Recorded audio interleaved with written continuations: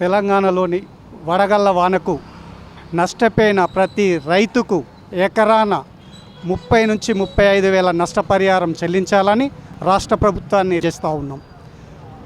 2 లక్షల రుణమాఫీ తక్షణమే 2 లక్షల ఉన్న ప్రతి రైతుకు ఎలాంటి షరతు లేకుండా రుణమాఫీ చేయాలని రాష్ట్రంలో తెలంగాణ పంట బీమా పథకాన్ని బోర్డు ఏర్పాటు చేసి రైతులకు పంట రుణమాఫీ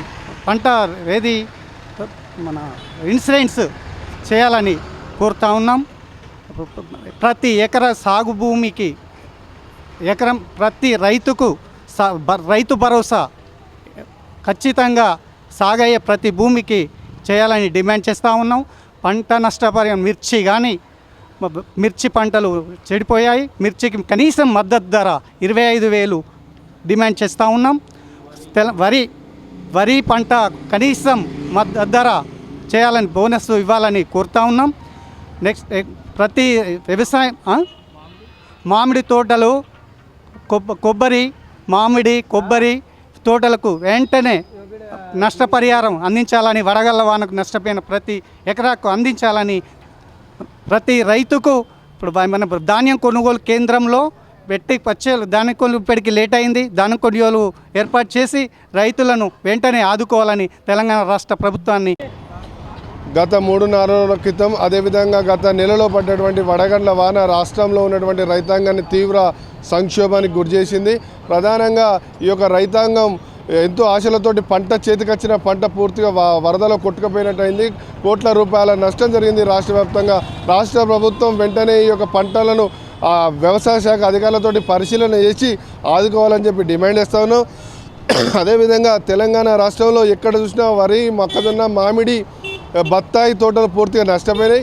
ఈ యొక్క నష్టపోయినటువంటి పంటలను వెంటనే పరిహారం అందే విధంగా రాష్ట్ర ప్రభుత్వం, వ్యవసాయ శాఖ మంత్రి తుమ్మల నాగేశ్వరరావు గారు, రేవంత్ రెడ్డి గారు తక్షణ ప్రణాళిక చేయాలి. లేకపోతే భవిష్యత్తులో తీవ్రమైనటువంటి ఇబ్బందులు, ఆత్మహత్యలు పాలయ్యేటువంటి ప్రమాదం నెలకొందా ఉంది. ఈ రైతాంగాన్ని ఆదుకోవాల్సినటువంటి బాధ్యత రాష్ట్ర ప్రభుత్వంపై ఉందని డిమాండ్ చేస్తూ ఉన్నాం.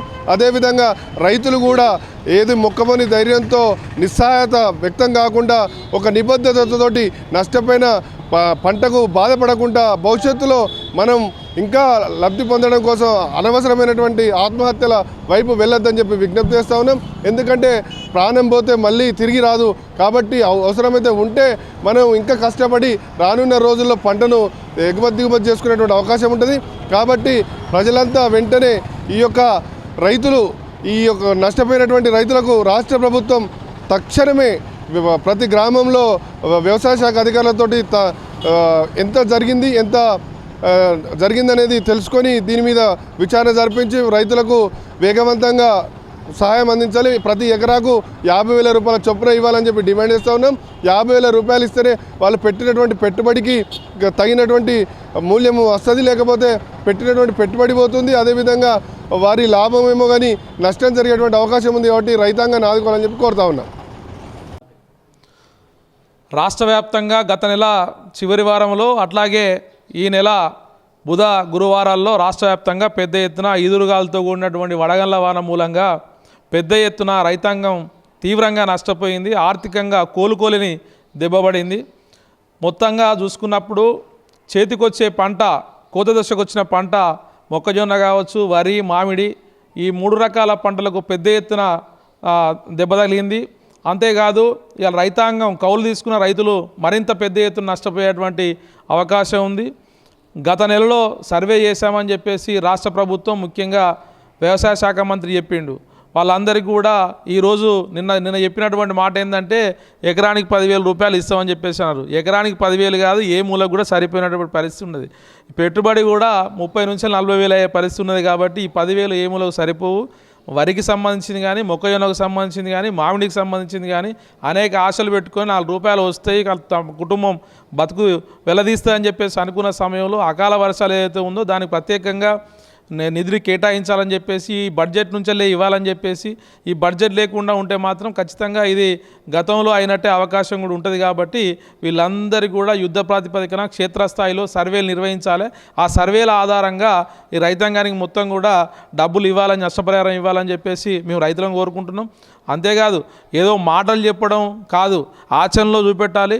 ఆచరణలో చూపెట్టి దాదాపుగా రాష్ట్రంలో 20,000 ఎకరాలకు పైగానే నష్టం జరిగిందని చెప్పేసి ఒక ప్రాథమిక అంచనా ఉంది. కానీ వాస్తవంగా ఇది 30 నుంచి 40,000 ఎకరాల వరకు కూడా నష్టం జరిగిందని చెప్పేసి ఎక్కడికెక్కడ వార్తలు వస్తున్నాయి, పత్రికల్లో వార్తలు వస్తున్నాయి. కాబట్టి అన్నిటి మీద కూడా క్షేత్రస్థాయిలో రెవెన్యూ అధికారులు అట్లాగే వ్యవసాయ శాఖ అధికారులు సర్వేలు జరపాలి, రైతాంగానికి న్యాయం చేయాలి.